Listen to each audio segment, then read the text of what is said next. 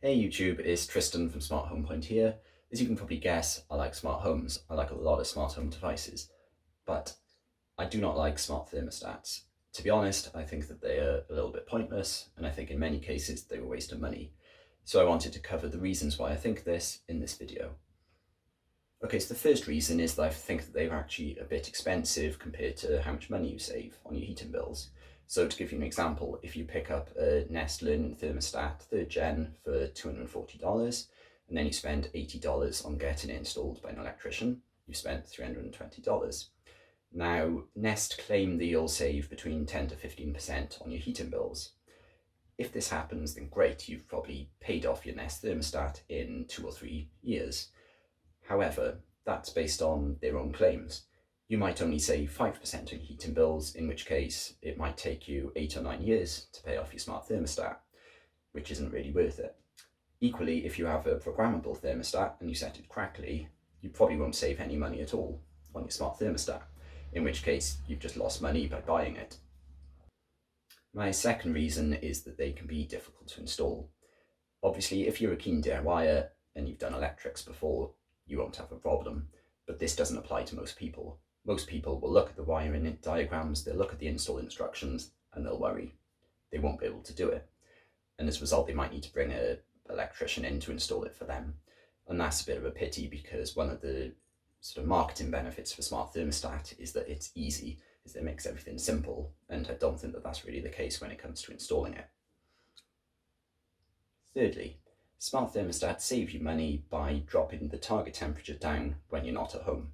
So if you go to work at 8 AM and you come back at 4 PM, it'll set the target temperature low in the middle of those times during the day. Now this is great other than the fact that if you have pets, that target temperature might be set too low and hence your pets might be uncomfortably cold. Secondly, if your house has problems with damp and mold, the target temperature might be too low for this. Now, obviously you can change this. You obviously can make sure that the target temperature is not set too low. But in my opinion, this then defeats the object of a smart thermostat because they say all you need to do is install it and it'll do everything for you. But obviously, if you've got pets or your house is subject to damp, then you need to make sure you're managing things. And at that point, I'd question whether you actually need a smart thermostat at all. Okay, my next concern is that the marketing of smart thermostats is all about them learning. They learn your routines. They learn when you go to work. They learn when your children go to school. And as a result, they know when the house is empty and they can set the temperature low to save you money. Now, whilst this can work well, modern life doesn't always work out quite like that. You might work shifts, you might work rotas, in which case you might be in the house when the smart thermostat thinks you're not, and vice versa. Equally, children get ill and come home from school. So the smart thermostat is restricted in how much it can learn because people will be in and out of the house at times that it doesn't expect. And in this case, you're probably much better off just getting a simple, programmable, non-Wi-Fi thermostat. You don't need a smart thermostat really with modern life because it's so busy, people are in and out all the time. Okay, my next reason is that smart thermostats can use motion detection to know whether someone's in the house or not. And this is quite a nice feature, especially if you work rotas like I just mentioned. But there are two ways that this motion detection can work. It can use sensors to determine if there's movement in the house, or it can use your phone's GPS. So everyone who lives in the house can have GPS in the app, and then it can use that to determine whether you're in the house or not.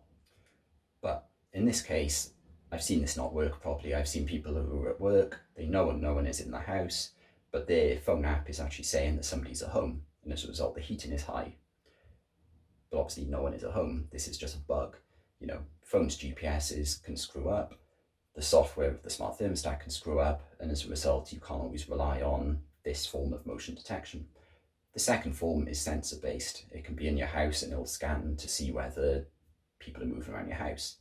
This does work well overall, but if you have a very large pet, such as a very large dog, then sometimes the smart thermostat can detect your pet and think that someone's at home and turn the heating up high, when obviously, no one, or at least no human, is at home.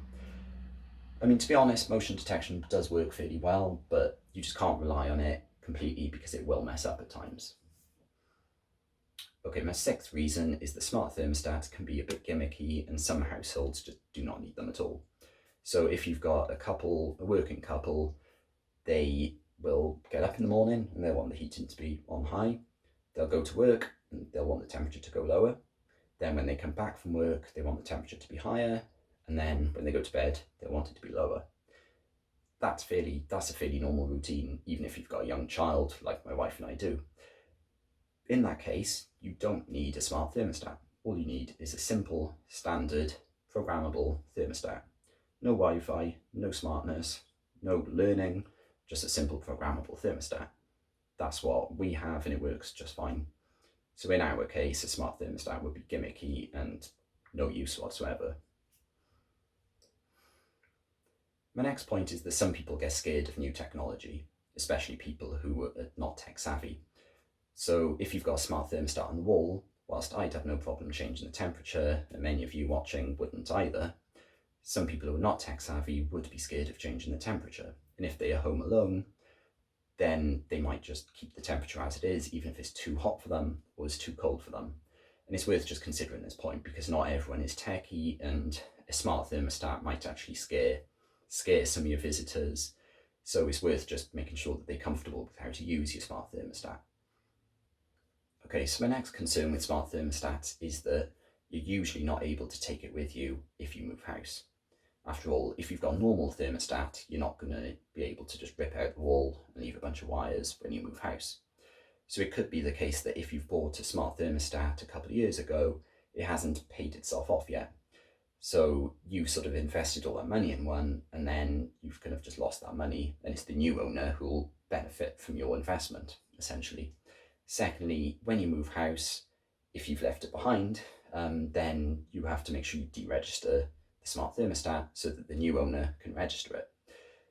That is a bit of a pain. I mean, it's a pain for the new owner because you might forget to deregister it, but it's also a pain for you because on moving day, the last thing you want to do is be on a phone app somewhere trying to deregister a smart thermostat. So it's a bit of a podge. Okay, so my next concern with smart thermostats is that, as I mentioned earlier, life is busy. You might have your children playing in a playroom, you might have people hanging out in your living room, and then other people hanging out in your kitchen diner. This is especially true if you've got friends over, but a modern family can work like this as well. Now, the solution to this is to have a multi-zone heating setup where you have multiple thermostats around your house and they each control their own target temperature of each zone of your house. Now, you can do this with smart thermostats, but obviously it can get expensive.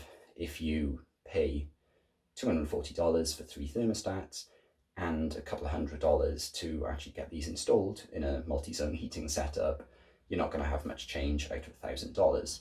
Whilst if you do this with a normal thermostat, it'll probably cost $200 or less. My next concern with smart thermostats is that the software on them can fail. They can have bugs or something can just screw up. Now, this might mean the software on the thermostat itself or the software in the cloud that's managing your thermostat. When this happens, your house might be set to an incorrectly high temperature, or it might not come on at all, and your house will be freezing. And this isn't scaremongering on my part, this has actually happened. There's been dozens of reports online of software bugs that have resulted in people's houses being freezing cold because the smart thermostat has smartly decided not to work. And this is a problem with smart thermostats. Okay, so my final concern with smart thermostats is that they are collecting very valuable data about you and your house and your heating 24/7. Now, this data is very valuable, and there could always be that temptation for companies to sell this data or to pass it on to their partners. Now, whilst this might sound like scaremongering on my part, this has actually happened. So there's a smart company called Kinsa who, as the New York Times reported, sold a bunch of data about whether people have fevers to advertisers, and then advertisers in this particular area actually started bombarding people with adverts for things like antibacterial wipes, which is a bit creepy. Equally, Nest, before they got bought by Google, they originally said that they think they'll make money in the future by selling anonymized house heating data. So at least it's anonymized, but certainly before they got bought, Nest actually had plans of making money from your house's data. Equally, if you look at your Nest terms and conditions now, what they say is that they won't sell your house's data without asking you permission first. Now, as far as anyone is aware, they don't actually sell your data, but it raises the question, why is that sort of line in your terms and conditions? So what I would say is just be careful with your smart thermostat, check your app, check your marketing preferences, and make sure you haven't opted into anything that you don't want to opt into.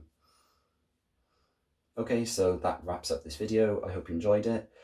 As you can probably tell, I'm not a fan of smart thermostats. I wouldn't personally buy one because I don't think they'd be of value to me or to my family. But my hope with making this video is it makes you think about some of the disadvantages of them. But obviously, if they're going to benefit you, then by all means go out and buy one. I hope you enjoyed this video. If you liked it, don't forget to click the thumbs up button and don't forget to subscribe. Thank you.